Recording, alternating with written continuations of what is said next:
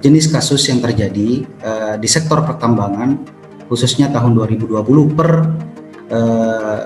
12 Desember 2020, yang paling banyak adalah terkait dengan penambangan ilegal, di mana untuk kasus penambangan ilegal ini terkait dengan putusan 119 tersebut. Yang pertama mengenai tuntutan, di mana tuntutan dalam kepolisian setempat di TKP-nya adalah Dusun Tirus, Desa Riau, Kecamatan Riau, Silik, Kabupaten Bangka.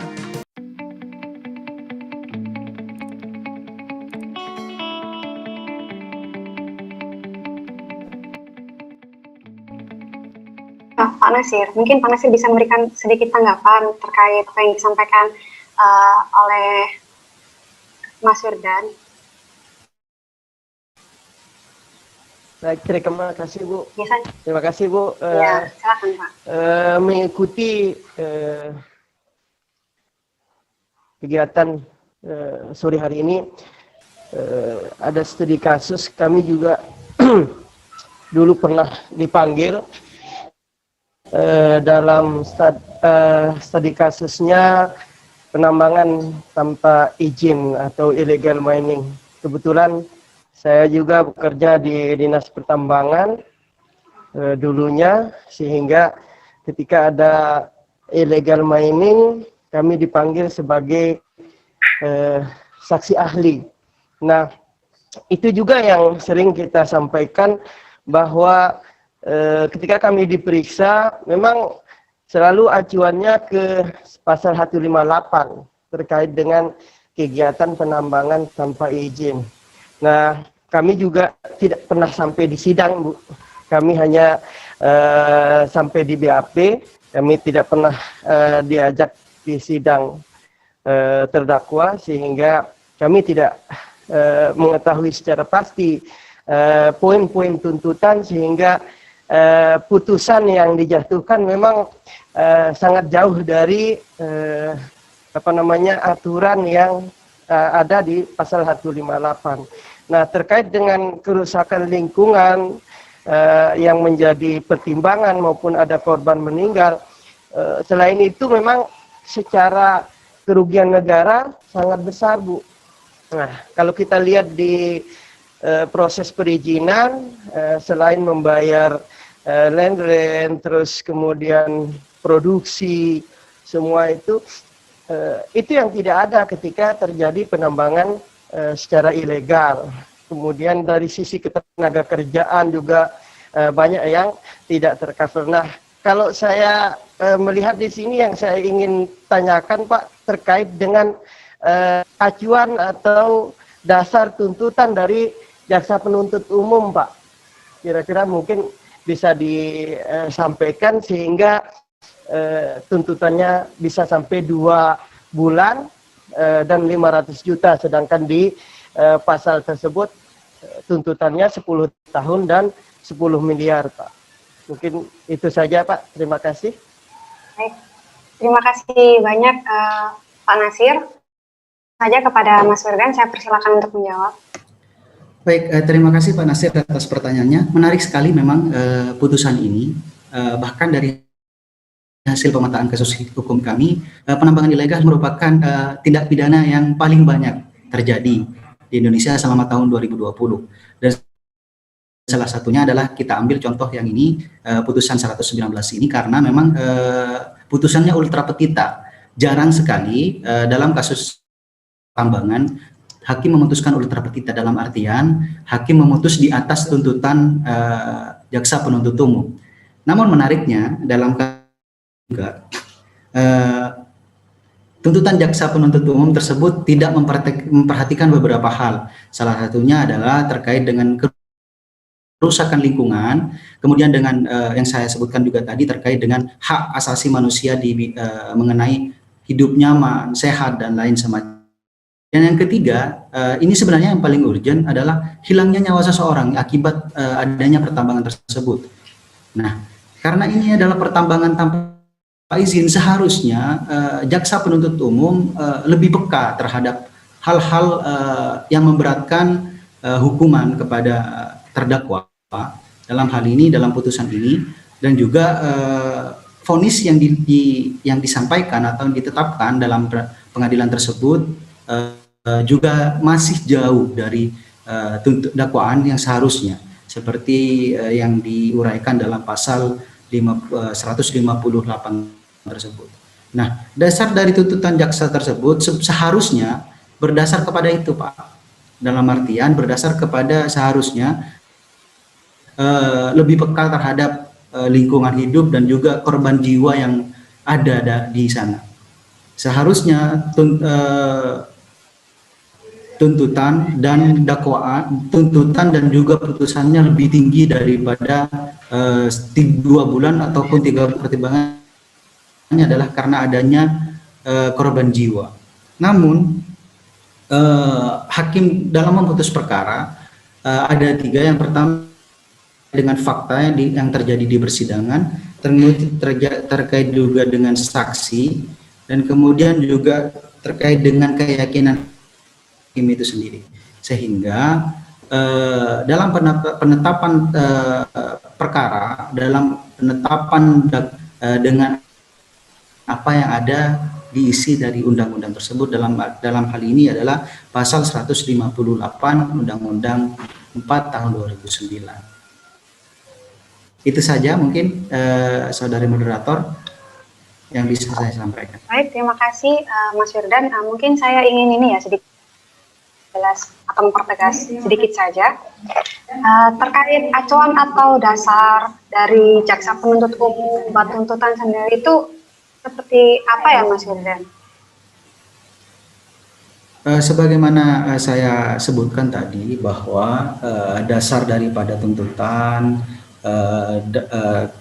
jaksa penuntut umum atas suatu kasus tindak pidana seharusnya berdasar kepada fakta-fakta yang terjadi di atas kasus tersebut, misalkan dari BAP kepolisian dan lain semacamnya. Namun dalam hal ini seharusnya jaksa penuntut umum lebih peka terhadap apa sebenarnya mau sampaikan dalam tuntutannya, karena ini adalah tindak pidana penambangan yang menyebabkan, salah satunya yang menjadi pemicunya adalah yang menyebabkan kerusakan lingkungan pertama, kemudian yang menyebabkan hilangnya nyawa seseorang, yang menyebabkan dampak lingkungan dan juga kesehatan bagi masyarakat sekitarnya. Maka seharusnya tuntutan yang disampaikan oleh jaksa penuntut umum lebih tinggi dari 2 bulan tersebut, sehingga mendekati daripada uraian ataupun ketentuan yang ada dalam pasal 158 Undang-Undang Minerba tersebut. Itu saudari moderator. Oke, baik, terima kasih. Mungkin dari Bapak Nasir ada sedikit tanggapan atau bisa kita lanjutkan ke panel yang lain, Pak? Terima kasih. Memang kalau kita lihat dari kasus ini memang agak agak lucu juga ketika sudah ada korban yang meninggal. Ini terutama ya, sampai korban meninggal, kemudian tambang itu secara teknis terjadi longsor yang menyebabkan memang sampai kemudian ada korban yang meninggal. Harusnya memang tuntutannya itu besar. Kenapa sampai hanya 2 bulan? Terkait dengan perizinan itu pemerintah konsen di situ, Bu, terkait dengan illegal mining ini, sehingga di undang-undang perubahan di Undang-Undang Nomor 3 tahun 2020 itu pun diberikan sanksi terkait denda bahkan sampai 100 miliar, Bu. Nah, harusnya konsen kita di situ. Kenapa pemerintah dari sisi aturan meninggikan hukumannya, dari sisi tuntutannya malah jauh panggang dari api. Nah, kalau di fakta-fakta di lapangan, kemudian saksi, keyakinan hakim memang ya lebih saya melihat itu dari keyakinan hakimnya. Mereka paham secara aturan atau memang apa yang menjadi sebab tuntutannya begitu kecil. Baik, betul sebenarnya Pak apa yang disampaikan Pak Nasir, karena menarik sekali Pak kasus pertambangan ini, khususnya di sektor atau di pertambangan ilegal. Karena dari pemetaan kasus yang kami lakukan, memang hukumannya jauh sekali dari apa yang diatur dalam pasal 158 tersebut. Jadi diibaratkan hukuman 10 miliar dan tuntutannya hanya 2 bulan dan denda 500 atau 1 juta rupiah. Itu sangat jauh sekali, sangat miring sekali. Ibaratnya berapa persen dari ketentuan yang ada dalam undang-undang, seperti itu. Dan pertimbangan hakim sendiri di sini sama sekali tidak menyinggung lingkungan hidup, sama sekali tidak menyinggung terkait dengan adanya korban. Hanya ada unsur setiap orang terpenuhi, yang melakukan usaha penambangan tanpa izin usaha terpenuhi, seperti itu. Mungkin saya kembalikan lagi kepada saudari moderator. Baik, terima kasih atas tanggapannya. Untuk Bapak Ibu sekalian yang ingin bertanya, saya persilakan kembali untuk menuliskan saya bertanya di kolom chat atau bisa juga dengan menggunakan raise hand. Di sini sudah ada penanya, ada dari Mas Mamat ini yang tadi ya. Halo Mas Mamat. Ya, halo. Ya, halo. Mungkin bisa disampaikan secara pertanyaannya. Baik, terima kasih. Sebelumnya mohon maaf Bu moderator, tadi pertama masalah loudspeaker karena saya masih dalam perjalanan, saya belum bisa menyalakan kamera. Pertanyaan saya yang pertama adalah terkait dengan putusan hakim dalam perkara ini. Ini sangat menarik ya, tadi yang disampaikan oleh pemateri terkait dengan rendahnya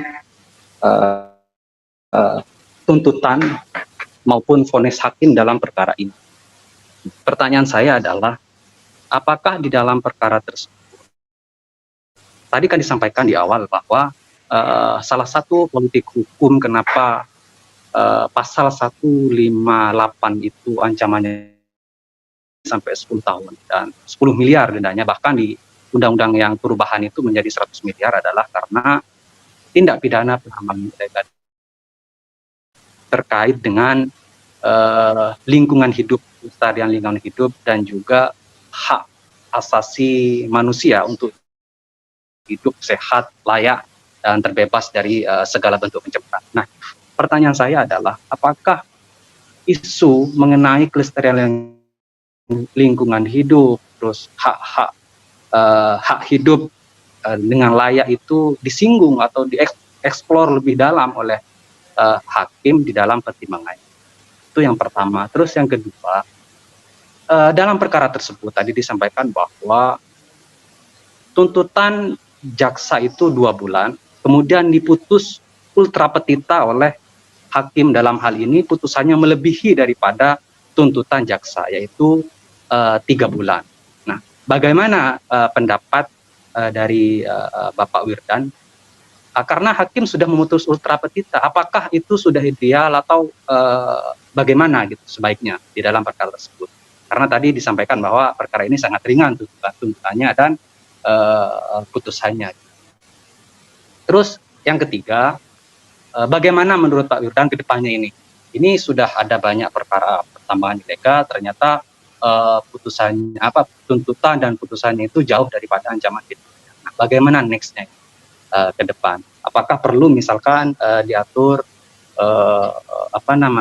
ada batas atau ada ketentuan penjara minimumnya, ancaman minimumnya? Kan di situ kan cuma maksimal 10 tahun dan 10 miliar. Jadi tidak ada minimum. Jadi sebenarnya secara hukum sah saja hakim itu memutus 2 atau 3 bulan.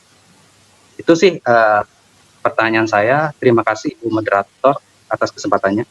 Baik, terima kasih kepada Mas Mamat. Menarik pertanyaannya. Langsung saja kepada Mas Wirdan, saya persilakan. Baik, terima kasih Pak Mamat atas pertanyaannya. Yang pertama terkait dengan dalam pertimbangan hakim apakah disinggung isu lingkungan hidup dan lain semacamnya tersebut. Dalam pertimbangan hakim tersebut, sebagaimana kami uraikan tadi, bahwa majelis hakim sama sekali tidak menyinggung terkait lingkungan hidup atau bahkan terkait adanya korban jiwa. Namun majelis hakim hanya menyinggung terkait unsur seseorang yang telah melakukan dan juga telah melakukan tindak pidana dalam arti tidak memiliki izin usaha izin usaha pertambangan rakyat dan izin usaha khusus. Jadi seharusnya dalam pertimbangannya hakim lebih peka terhadap isu-isu sehingga memasukkan dalam pertimbangannya di mana ada akibat yang dihasilkan dari penambangan ilegal tersebut. Yang kemudian terkait dengan putusan ultra petita. Ini kami apresiasi sekali majelis hakim memutus perkara ini dengan ultra petita. Namun walaupun dengan putusan ultra petita, putusan ini masih jauh daripada ketentuan yang ada dalam undang-undang, yakni pasal 158 Undang-Undang 4 tahun 2009. Jadi Bapak Ibu bisa bandingkan dalam undang-undang tersebut diatur bahwa pidana penjara selama 10 tahun dan denda 10 miliar rupiah. Bahkan dalam undang-undang yang baru, Undang-Undang 3 2020 tersebut, dendanya dinaikkan menjadi 100 miliar. Dan dalam putusan ini, putusan 119 ini menjelaskan 3 bulan, dalam arti naik 1 bulan dari tuntutan jaksa dengan denda tetap yaitu Rp500.000. Nah, putusan ultra petita ini sebagaimana kami uraikan tadi bahwa jarang sekali ditemukan. Namun seharusnya hakim lebih ini menyampaikan yang ketiga, bagaimana ke depan gitu loh. Bagaimana ke depan mengenai putusan-putusan pengadilan, apakah apa yang harus dilakukan. Seharusnya ke depan baik jaksa penuntut umum maupun majelis hakim ataupun penegak hukum yang lain lebih peka terhadap isu-isu lingkungan dan juga isu-isu terkait dengan hak-hak hidup seseorang, hak hidup nyaman seseorang seperti yang tadi Pak Mamat sampaikan seperti itu. Sehingga ke depannya putusan-putusan pengadilan dan tuntutan jaksa khususnya lebih proporsional atau lebih mencerminkan unsur kepastian dan juga keadilan serta kemanfaatan hukumnya seperti itu. Nah, oleh karena itu dengan mempertimbangkan seharusnya dalam putusan ini, jika kita mengambil dari putusan seharusnya dengan adanya jatuhnya korban dengan akibat kerusakan lingkungan hidup yang diakibatkan oleh pertambangan serta ada hasil. Jadi terdakwa ini sudah menuai hasil dari usaha penambangannya karena telah beroperasi sekitar 2 bulan dan di tanah longsor tersebut sekitar 3 mingguan. Jadi seharusnya majelis hakim lebih mempertimbangkan hal-hal terkait adanya jatuh korban dan juga adanya kerusakan lingkungan hidup yang ditimbulkan dari kegiatan usahanya seperti itu. Mungkin itu saja yang bisa saya sampaikan untuk pertanyaan dari Pak Mamat. Terima kasih. Baik, saya ingin mempertegas sedikit ya, Mas Firdan. Jadi apakah nanti ke depannya ini diperlukan perbaikan regulasi supaya seperti yang disebutkan tadi ditambahkan nomenklatur minimal atau bagaimana ya? Penambahan nomenklatur minimal hukuman seperti halnya dalam undang-undang narkotika misalkan minimum hukuman itu ide yang menarik sebenarnya. Namun pada kesempatan kali ini saya ingin mencoba memberikan alur pikir yang berbeda. Dalam arti hukuman minimal itu baik, namun pada kasus ini seharusnya penegak hukum sudah paham bahwa kerugian negara salah satunya yang diakibatkan oleh penambangan ilegal ini dan juga kerusakan lingkungan yang ditimbulkan serta adanya jatuh korban dan membahayakan orang-orang di sekitar juga merupakan alasan yang cukup sebenarnya, sehingga semua produk-produk putusan pengadilan lebih mencerminkan ketentuan-ketentuan yang telah ada seperti halnya yang ada di dalam putusan yang ada di dalam Undang-Undang 4 tahun 2009 dengan denda 10 miliarnya. Namun selama ini tahun 2020 saja tidak ada yang istilahnya hukumannya masih terlalu jauh daripada tuntutan. Hukumannya masih terlalu jauh daripada ketentuan yang ada dalam undang-undang. Apalagi sekarang Undang-Undang 3 2000 naikannya 100 miliar. Jangan-jangan nanti hukumannya hanya 2 bulan dan itu sangat jomplang sekali dengan kerusakan lingkungan dan juga akibat yang ditimbulkan dari penambangan ilegal. Seperti itu. Baik, terima kasih untuk pencerahannya. Langsung saja di sini sudah ada Mas David. Mungkin bisa langsung bertanya Mas David, karena pertanyaannya saling berkaitan dengan pertanyaan-pertanyaan yang sebelumnya. Halo, monitor Mas David. Baik, karena Mas David tidak menjawab, langsung saja saya ajakan pertanyaannya. Kalau boleh tahu Pak, apa pertimbangan hakim dan perkara tersebut sehingga putusannya ini lebih rendah dari tuntutan? Langsung saja Mas Firdan, saya persilahkan.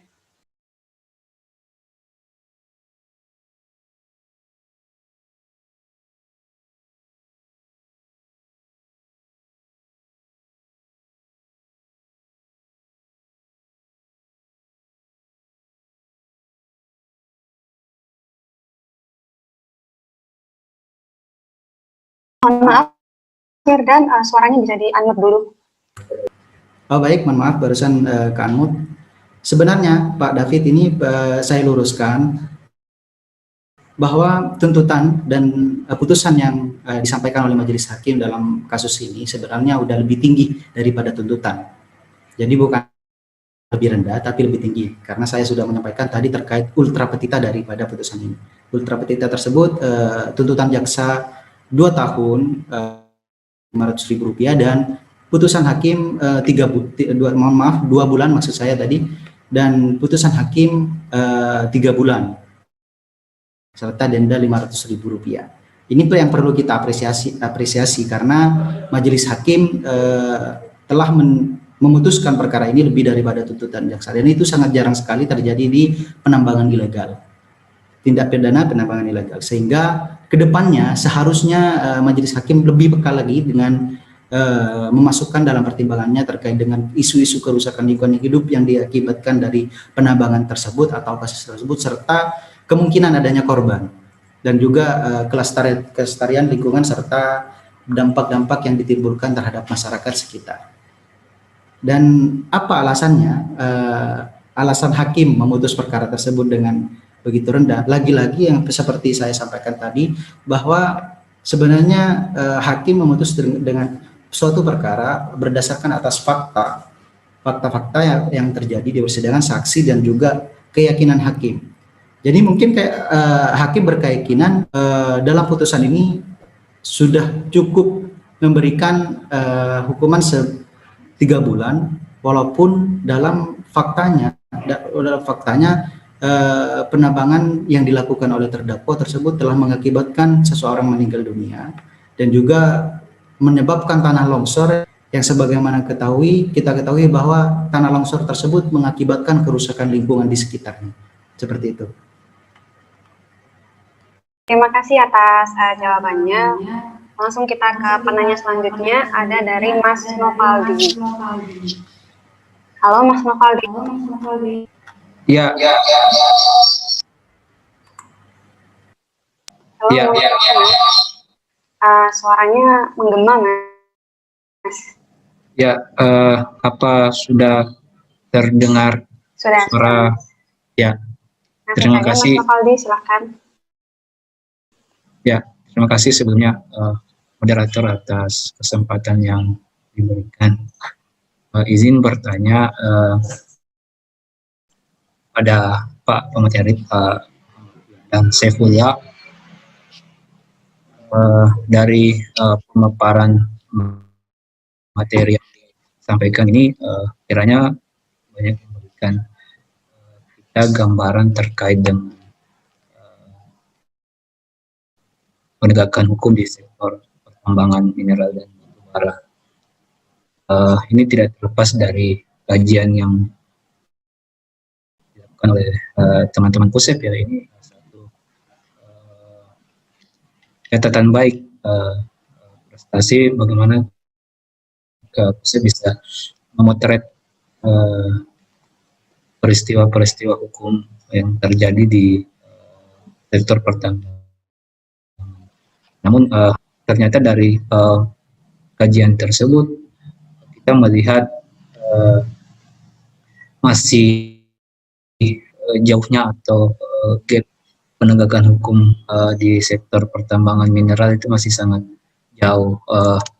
Lihat di materi tadi yang sempat saya catat itu banyak sekali tuntutan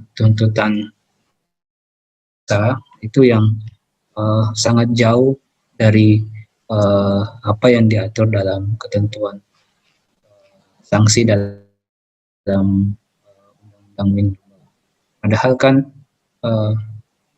perkara ini seharusnya diputus berat, mengingat dampak yang ditimbulkan ataupun kerugian materi maupun imaterial. Ini tadi ada yang terdakwa Yusri Handoko itu tuntutannya cuma 1 tahun. Ada Kemal Agus tuntutannya 7 bulan. Ada terdakwa Sigit Prasetyo bin Sarjani tuntutannya 6 bulan. Padahal di undang-undang disebutkan itu maksimal 10 tahun dan denda paling banyak 10 tahun. Ini kalau saya melihat catatan tersebut dan melihat apa yang diatur dalam undang-undang,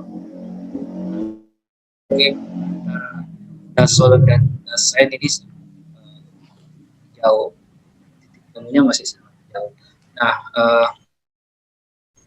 menurut Pak Ahmad Wirdan, melihat berkaca dari hasil kajian tersebut, bagaimana sih sebenarnya prospek penegakan hukum lingkungan, prospek penegakan hukum pertambangan kita ke depannya? Karena catatan tersebut itu melihat ada gap, ada jarak di situ. Denda juga yang sangat minim, padahal kerusakan lingkungan yang diakibatkan oleh proses penambangan ataupun tadi meninggalnya seseorang itu sangat jauh dari rasa keadilan masyarakat. Mungkin pertanyaan yang bisa saya sampaikan terlebih dahulu. Saya kembalikan kepada moderator. Baik, langsung bisa dijawab oleh Mas Firdan. Saya persilakan.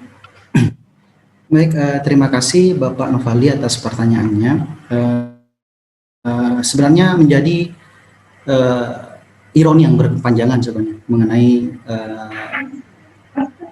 mengenai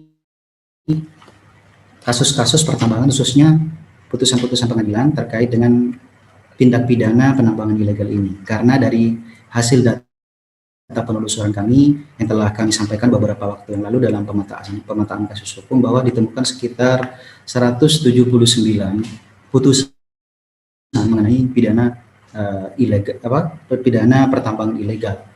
Namun dari putusan-putusan tersebut, karakteristik yang ada dalam putusan-putusan tersebut banyak sekali putusan yang diputus di bawah 1 tahun, hanya beberapa yang di atas 1 tahun,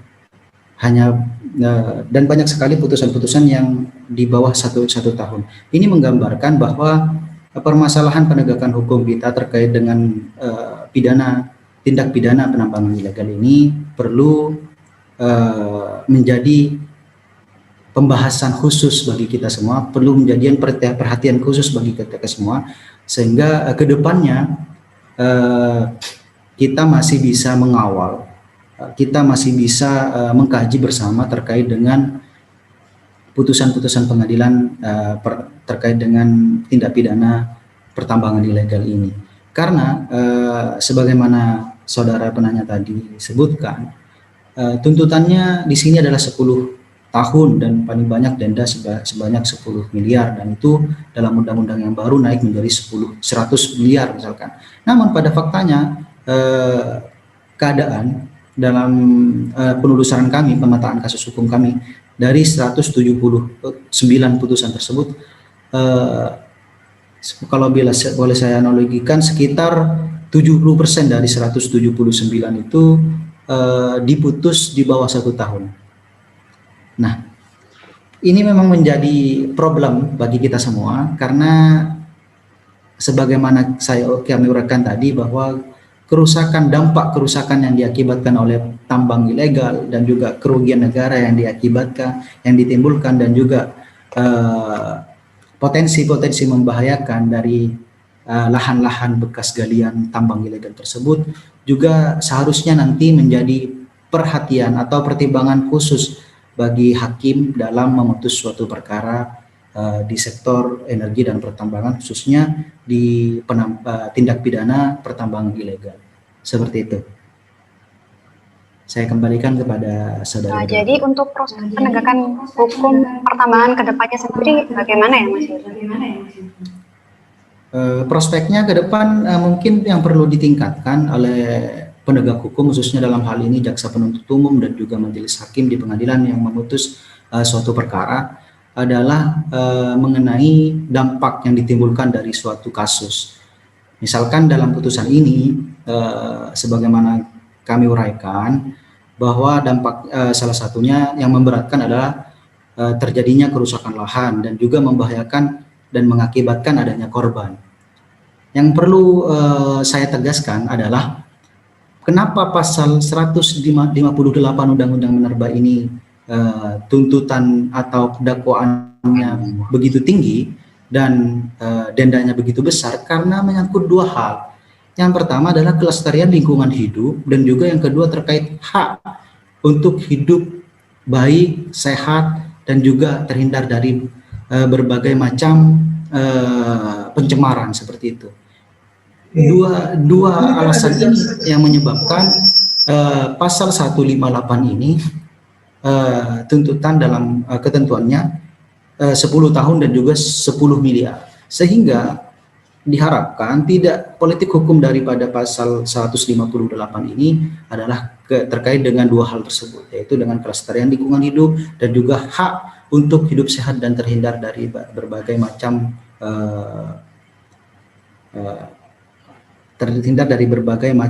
kerusakan dan juga berbagai macam kerusakan lingkungan hidup yang diakibatkan oleh penambangan ilegal seperti itu.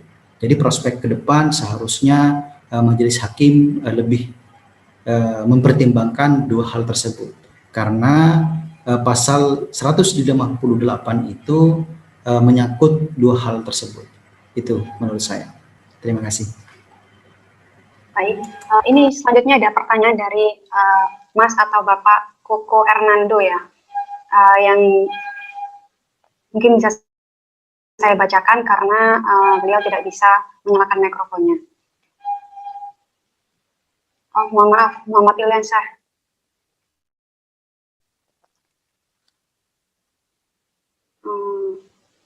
Jadi pertanyaannya hampir mirip dengan yang tadi. Ketika suatu aturan hanya memiliki ketentuan maksimal, apa yang menjadi dasar jaksa memberikan tuntutan? Kadang tuntutan selalu memiliki jangka yang jauh dengan ketentuan maksimal. Inilah aturan yang tidak memiliki ketentuan minimal. Seperti itu, mungkin bisa langsung ditanggapi oleh Mas Wirdan. Baik, terima kasih. Menarik sekali pertanyaannya mengenai tuntutan jaksa terhadap suatu undang-undang yang tidak mengatur terkait hukuman minimal. Bagaimana kita ketahui bahwa perkara pertambangan sebenarnya ini kasus yang amat terbuka. Jadi Bapak Ibu sekalian, kenapa sangat terbuka? Karena semua orang dapat melihat dan melihat langsung dampak yang ditimbulkan oleh suatu tindak pidana. Dalam kasus pembunuhan mungkin masih ada sebagian orang masyarakat yang tidak tahu terkait pembunuhan tersebut, kasusnya, prosesnya seperti apa. Namun di sini dalam tindak pidana pertambangan ilegal khususnya, dampak yang ditimbulkan bisa langsung dirasakan oleh masyarakat sekitar. Nah, itu bisa seharusnya menjadi pertimbangan dari jaksa penuntut umum sebelum menyusun tuntutannya seperti itu. Sehingga tuntutan-tuntutan yang disampaikan oleh jaksa penuntut umum lebih maksimal lagi dengan mempertimbangkan beberapa fakta yang terjadi di lapangan. Salah satu yang menarik ini ada putusan juga dari Pengadilan Negeri Tebo. Ada penambangan ilegal yang dilakukan oleh 3 orang, kemudian diputus di pengadilan. Dakwaannya itu 158 juga penambangan ilegal dan dituntut oleh jaksa penuntut umum 2 bulan penjara dan Rp500.000 dendanya. Kemudian diputus oleh majelis hakim 1 bulan rupiah. Kenapa dituntut lebih rendah dari tuntutan jaksa penuntut, diputus lebih rendah dari tuntutan jaksa penuntut umum? Karena waktu itu ketiga terdakwa tersebut melakukan tindak pidana penambangan ilegal, pagi melakukan operasi, dalam pagi melakukan penambangan, sorenya ditangkap, seperti itu. Jadi belum sempat menikmati hasil dari tambang ilegal yang mereka lakukan. Dan itu menjadi salah satu pertimbangan mungkin ya dalam jaksa menuntut dan juga hakim dalam memutus suatu. Salah satu contoh yang terjadi di Pengadilan Negeri Tebo. Ini sempat kita sampaikan juga dalam pemetaan kasus hukum kami, karena salah satu karakteristik mungkin yang terjadi dalam beberapa putusan pengadilan terkait dengan tambang ilegal ini adalah hasil yang dinikmati oleh terdakwa. Dalam hal ini terdakwa dalam kasus ini telah 3 bulan beroperasi dan 3 minggu beroperasi di tanah yang longsor tersebut. Nah, jika kita berkaca dari kasus Pengadilan Negeri Tebo itu, pagi sorenya sudah ditangkap. Jadi belum menikmati hasil daripada penambangan yang dia lakukan, seperti itu. Nah, dari sini dapat kita pelajari sebenarnya mengenai terkait dengan alasan-alasannya disampaikan oleh jaksa penuntut umum dalam putusannya. Alasan-alasan inilah yang seharusnya disampaikan dalam putusan ini. Salah satunya adalah kelestarian lingkungan hidup, kerusakan yang diakibatkan oleh penambangan ilegal yang dilakukan oleh saudara Rudi atau terdakwa tersebut, dan juga adanya karyawan yang meninggal dunia, pekerja daripada penambang ilegal tersebut yang tertimbun tanah longsor. Nah, ini seharusnya menjadi titik berat yang harusnya menjadi pertimbangan hakim dalam memutus perkara, yang memberatkan, hal-hal yang memberatkan, kenapa harus diputus maksimal sebenarnya, bukan minimal. Karena tindak pidana penambangan ini tidak ada batas minimum untuk hukumannya, seharusnya lebih pada fakta-fakta yang terjadi dari kasus tersebut. Misalkan yang seperti saya uraikan tadi, bahwa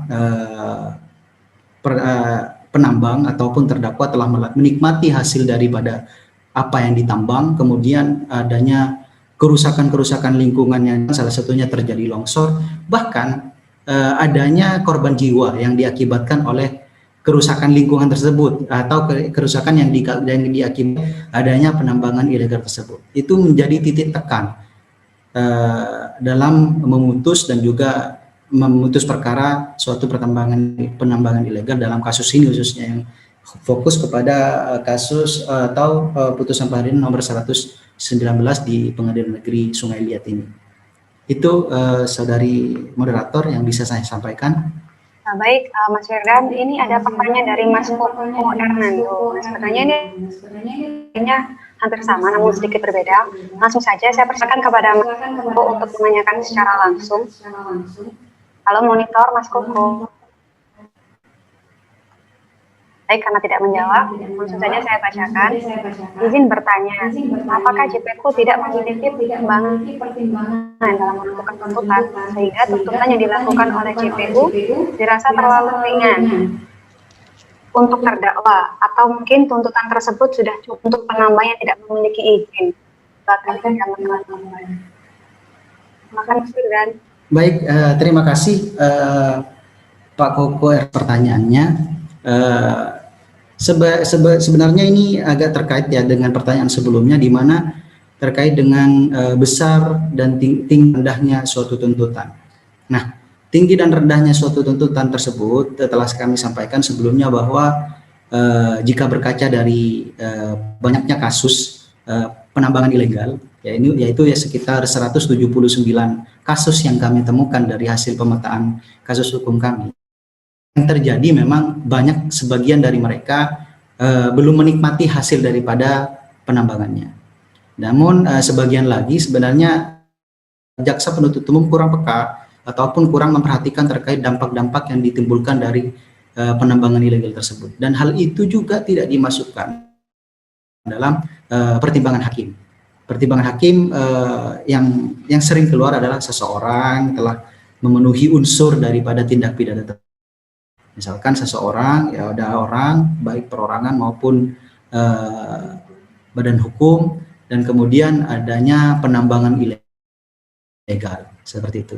Namun sama sekali tidak disebutkan terkait atau tidak disinggung mengenai dampak lingkungan, kerusakan lingkungan, atau bahkan dapat membahayakan sekitar, bahkan menimbulkan kematian ataupun korban nyawa dari tindakan penambangan ilegal. Sehingga di sini yang terjadi adalah tuntutan-tuntutan tersebut masih di bawah ataupun masih di bawah jauh dari ketentuan yang ada dalam pasal 158 Undang-Undang 4 tahun 2009. Nah, harapan kami ke depan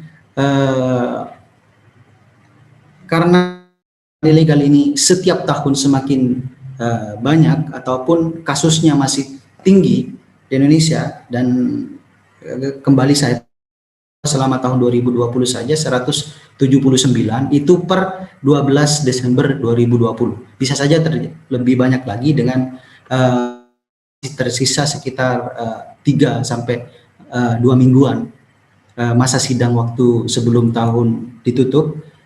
Bisa saja masih banyak lagi terkait dengan kasus penambangan ilegal. Nah, kedepannya bisa memperhatikan sebelum dalam menyusun memberikan vonis terhadap terdakwa kasus tindak pidana penambangan ilegal ini, lebih memperhatikan hal-hal yang saya sampaikan tadi mengenai lingkungan, kerusakan lingkungan hidup, adanya korban nyawa atau ancaman adanya korban nyawa dari kerusakan lingkungan ataupun kegiatan pertambangan tersebut. Itu. Terima kasih. Baik, terima kasih. Tadi sudah ada ini ya, Mas Robert yang menggunakan aplikasi Raise Hand. Mungkin Mas Robert bisa langsung menanyakan, menyampaikan pertanyaannya. Halo, monitor Mas Robert.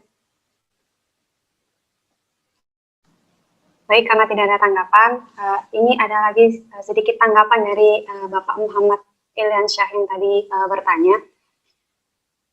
Undang-Undang Minerba merupakan undang-undang khusus. Alasan apa dalam pembuatan undang-undang tersebut masih banyak aturan yang tidak memiliki ketentuan pidana minimal, sehingga ketika jaksa memberikan tuntutan, ia tidak memberikan perbandingan yang amat jauh dengan ketentuan yang ada.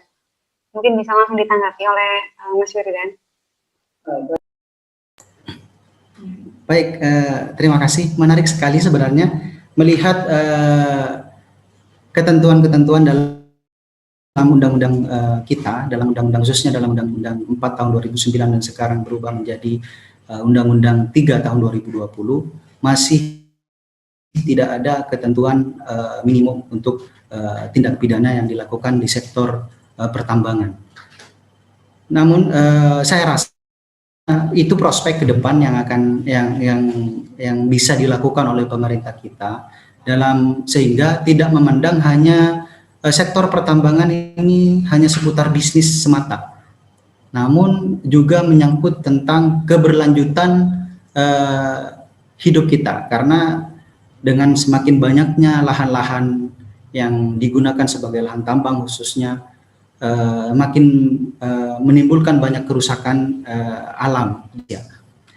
Nah, ini menjadi perhatian khusus sehingga bisa jadi ke depan pidana pertambangan ini masuk extraordinary crime, karena sebagaimana kita ketahui bahwa dalam pasal 33 disebutkan bahwa yang pertambangan ini salah satu menyangkut hajat hidup orang banyak. Nah, jika hajat hidup orang banyak diatur oleh Undang-Undang Dasar, maka seharusnya menurut saya pribadi perlu adanya ketentuan atau aturan khusus terkait tindak pidana yang dilakukan mengenai di sektor pertambangan ini, khususnya pertambangan ilegal ya, karena dapat merugikan negara dan juga merugikan banyak orang di sekitarnya, sehingga ke depan prospek dari penegakan hukum mengenai tindak pidana pertambangan ini lebih mencerminkan kepastian dan juga keadilan bagi masyarakat sekitar. Seperti itu. Mungkin itu aja, saudari moderator. Baik, ini ada pertanyaan dari Mas Akmal Pak Muhammad. Karena loudspeakernya sedang bermasalah, jadi saya langsung bacakan saja ya Mas Wirdan. Tanya lagi, dari 179 kasus pidana ilegal, apakah ada yang dilakukan oleh perusahaan? Bagaimana pandangan Bapak pemateri terkait dengan korporasi di sektor pertambangan? Oh, baik, terima kasih pertanyaannya. Dari 179 kasus ini, kami temukan belum ada tindak pidana yang dilakukan oleh korporasi atau perusahaan atau di sini badan hukum. Namun rata-rata di sini adalah pertambangan rakyat yang dilakukan oleh perorangan. Dari 179 kasus tersebut rata-rata dilakukan oleh perorangan dan beroperasi dengan alat-alat seadanya, tidak terstruktur sebagaimana yang dilakukan oleh badan usaha atau badan hukum yang melakukan penambangan, sehingga dari karakteristik hukumannya tersebut masih ringan sebenarnya, masih ringan dan masih jauh dari ketentuan yang ada dalam undang-undang. Nah, itu salah satu alasan kenapa tuntutan jaksa dan juga putusan majelis hakim itu rendah. Namun bukan itu sebenarnya yang menjadi perhatian khusus kami, karena perhatian khusus kami terkait dengan hasil yang telah dihasilkan oleh terdakwa kasus penambangan ilegal.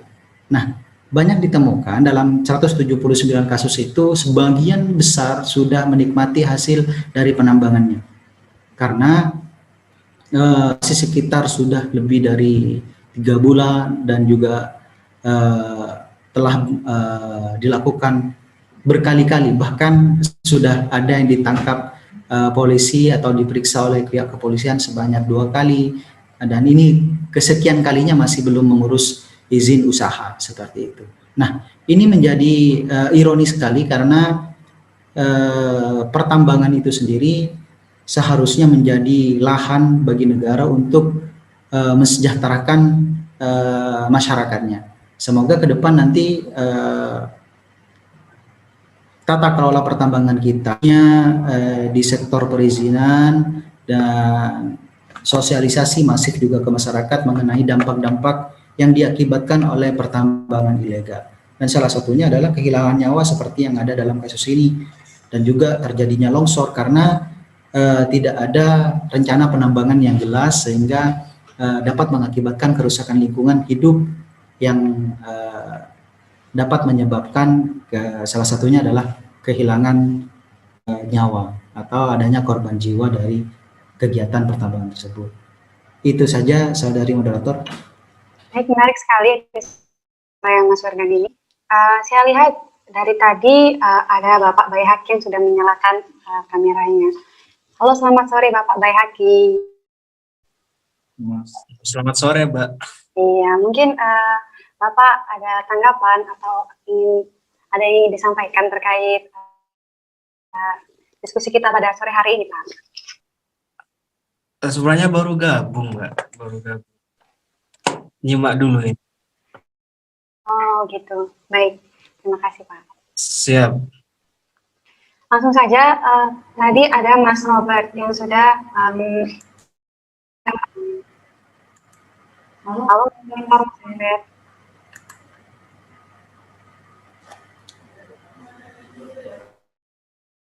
Halo, Mas Robert. Iya, Mbak. Iya, silakan Mas Robert menyampaikan pertanyaan. Iya, Mbak. Mohon maaf sebelumnya, Mbak.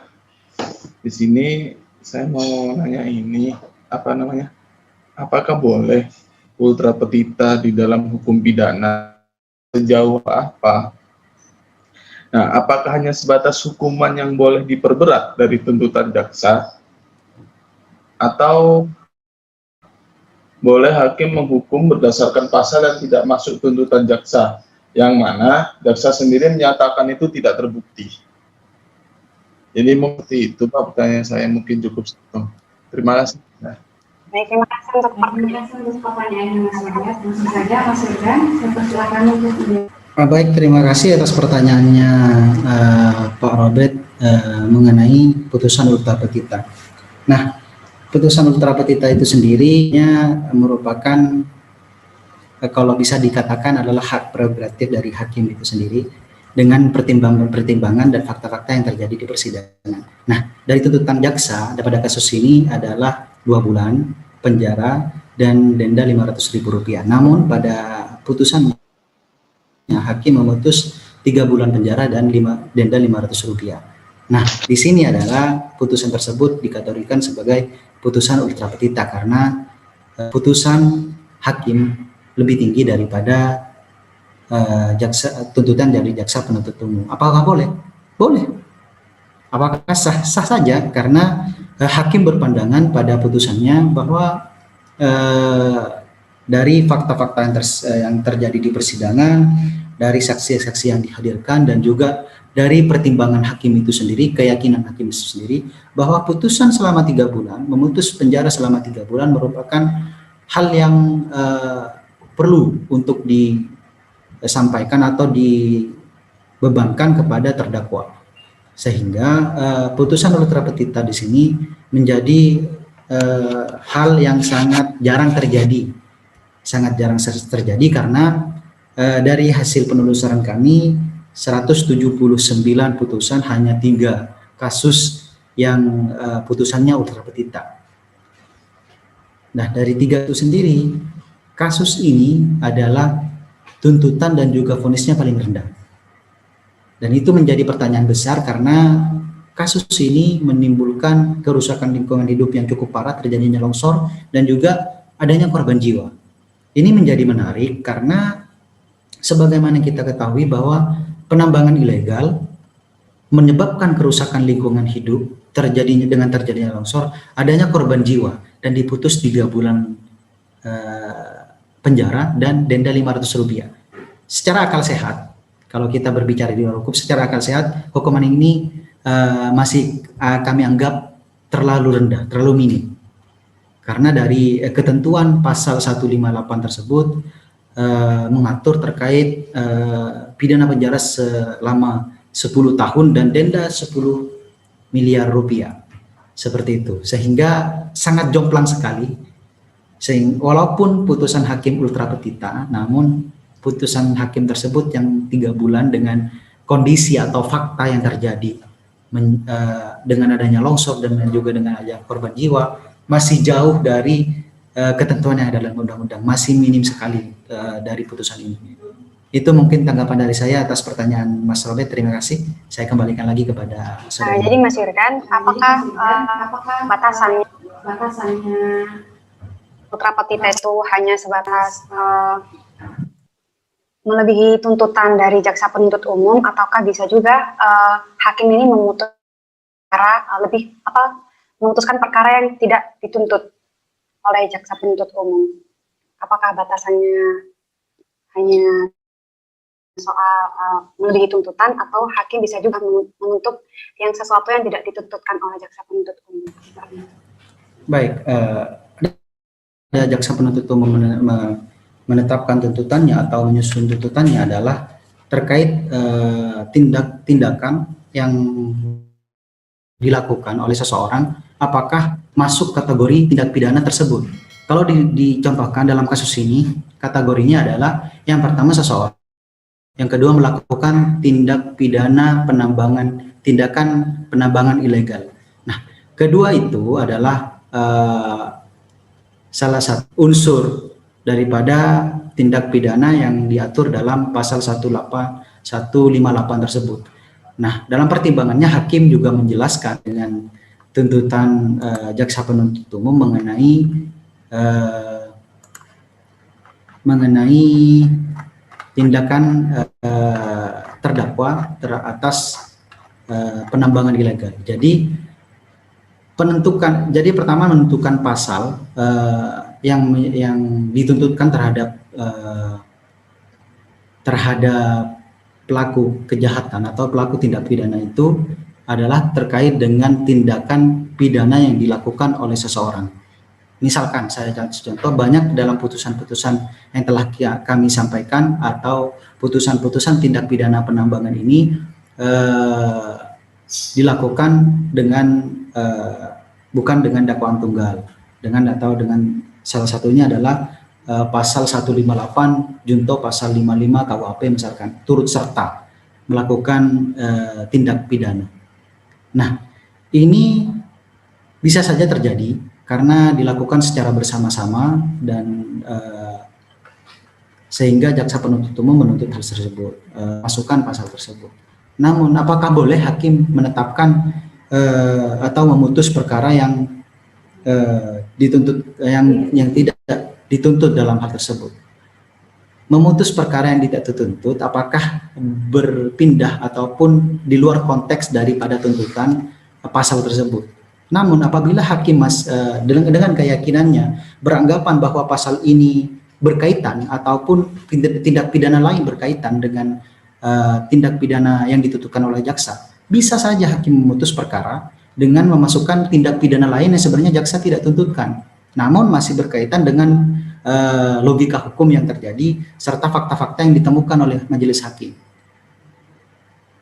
Jadi suatu tindak pidana di jaksa penuntut umum, namun setelah melalui persidangan ditemukan fakta-fakta bahwa ada tindak pidana lain ataupun ada tindak pidana yang mengikuti dari tindak pidana tersebut, sehingga majelis hakim menuntut saudara terdakwa, dalam hal ini terdakwa, dengan tindak pidana lain selain tindak pidana yang telah disampaikan, tuntutan tindak pidana yang telah disampaikan oleh jaksa penuntut umum.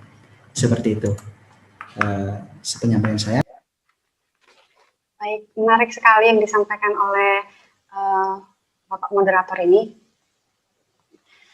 Karena waktu sudah tidak terasa ya, karena waktu sudah menunjukkan pukul 17.02, mungkin saya persilakan langsung kepada Bapak moderator untuk menyampaikan closing statement-nya. Pak Muhammad Firdan, maaf. Baik, terima kasih Saudari Puja atas kesempatannya. Terima kasih kepada teman-teman yang telah hadir dalam diskusi kita pada sore hari ini. Namun yang perlu saya sampaikan dari diskusi kita pada sore hari ini, bahwa sektor pertambangan ini menjadi sektor yang perlu kita perhatikan bersama, kita kawal bersama dalam hal putusan-putusan pengadilan terkait dengan tindak pidana pertambangan ilegal juga perlu kita kaji bersama, sehingga kedepannya penegakan hukum terkait penambangan ilegal khususnya ini bisa mencerminkan kepastian hukum, keadilan, dan juga kemanfaatan hukum itu sendiri. Nah, ada adegium yang menyatakan bahwa tegakkanlah hukum agar langit tidak runtuh. Namun yang diartikan adalah tegakkanlah hukum agar langit tidak runtuh, sehingga hal tersebut menjadi perhatian kita bersama dalam melakukan pengawalan terhadap kegiatan usaha di sektor hukum energi dan pertambangan.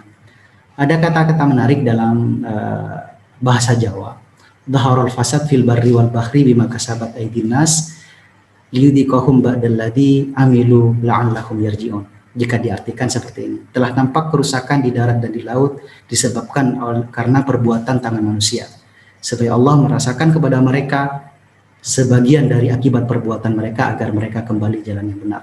Mungkin kejadian-kejadian yang telah terjadi, tanah longsor dan lain semacamnya, mari kita doakan yang ada di Kalimantan, di Sumatera, dan juga yang ada di Sumedang khususnya yang telah banyak mengalami bencana, semoga diberikan ketabahan. Dan tak lupa kita doakan semoga pertambangan kita ke depan, khususnya penegakan hukum terkait sektor hukum energi dan pertambangan, semakin baik lagi.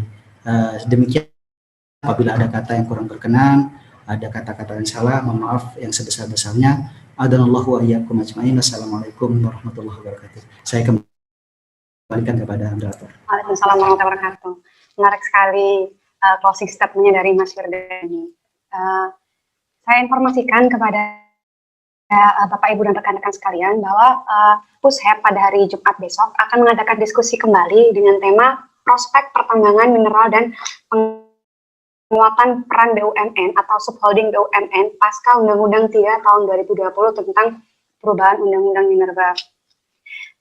Kami berharap Bapak Ibu sekalian bisa ikut berpartisipasi kembali dalam acara kegiatan kita selanjutnya.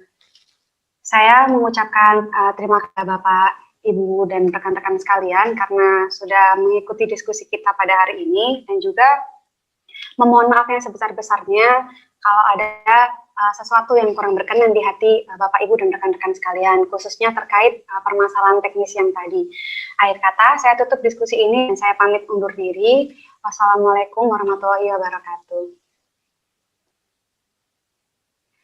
Terima kasih Pak Nasir yang sudah bergabung sampai akhir diskusi kali ini.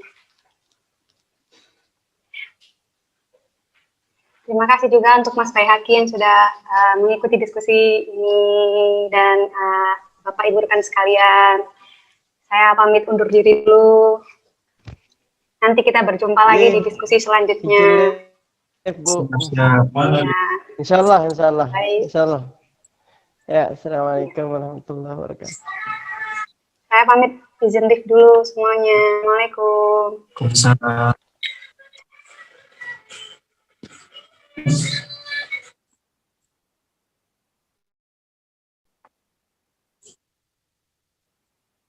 Sekalian kita lanjutkan tadi sampai di posisi kasus di mana sebagaimana tadi sempat saya uraikan bahwa longsor ini terjadi pada tanggal 4 Februari 2020, kemudian polisi memeriksa di tempat kejadian perkara, yaitu Dusun Tirus, Desa Riau, Kecamatan Riau Silip, Kabupaten Bangka. Dan kemudian setelah melakukan pemeriksaan ditemukan 3 orang yang ada di TKP. Dari hasil pemeriksaan tersebut, longsor terjadi di lahan bekas tambang pasir timah gitu. Nah, lahan tambang ini merupakan milik perorangan atas nama Rudi, terdakwa sendiri dalam kasus ini. Tambang untuk milik perorangan atas nama Rudi ini sebenarnya sudah beroperasi sekitar 2 bulan Bapak Ibu sekalian, dan beroperasi untuk yang tanah yang longsor tersebut beroperasi sekitar 3 minggu. Terdapat pekerja yang tertimbun longsor. Dari hasil timbunan tersebut, salah satu pekerja meninggal dunia. Dan Rudi sendiri, terdakwa sendiri, tidak dapat menunjukkan izin atau tidak memiliki izin sebagaimana diatur dalam perundang-undangan, yaitu izin usaha penambangannya.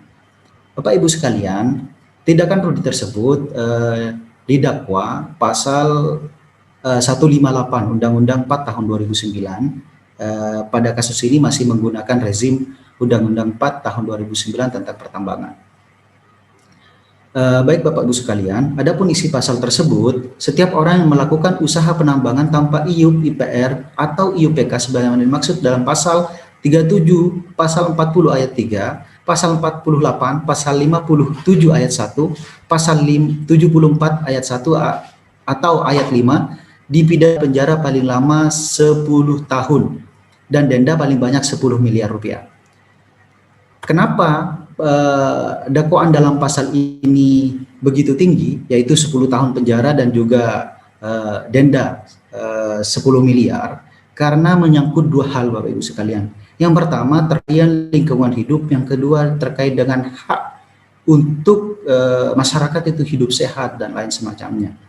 Nah, untuk pasal 58 ini denda sebenarnya menjadi 100 miliar rupiah dalam undang-undang yang baru, yaitu undang-undang perubahan dari Undang-Undang 4 tahun 2009 ini, Undang-Undang 3 tahun 2020.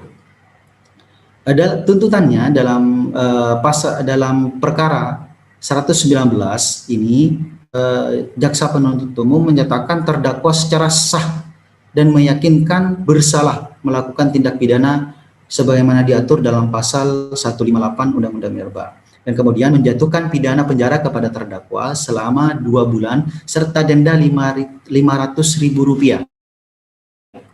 Nah, Bapak Ibu sekalian, dalam pertimbangannya majelis hakim pada putusan ini ada 3 pertimbangan yang memberatkan. terdakwa dituntut 2 bulan serta denda 500.000 rupiah. Yang pertama adalah terkait dengan program pemerintah terkait dengan pendayagunaan sumber daya alam. Yang kedua, terjadi kerusakan lahan. Yang keempat adalah membahayakan, mengakibatkan adanya korban. Selanjutnya, jika dibandingkan dengan putusan-putusan yang lain, putusan ini merupakan putusan yang paling rendah, Bapak Ibu sekalian. Karena dalam putusan-putusan yang lain dengan jenis pidana yang serupa, itu rata-rata tuntutan jaksa dan juga vonis yang disampaikan oleh majelis hakim tersebut masih cukup tinggi, walaupun masih berada jauh di dalam dakwaan sebagaimana diatur dalam pasal 158 Undang-Undang Minerba. Bapak Ibu sekalian, dalam putusan majelis hakim perkara ini, perkara 119 ini, terdakwa secara sah dan meyakinkan bersalah telah melakukan tindak pidana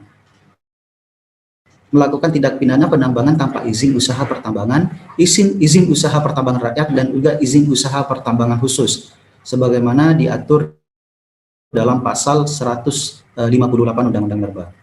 Nah, terdakwa dijatuhi pidana penjara selama 3 bulan dan denda 500.000 rupiah.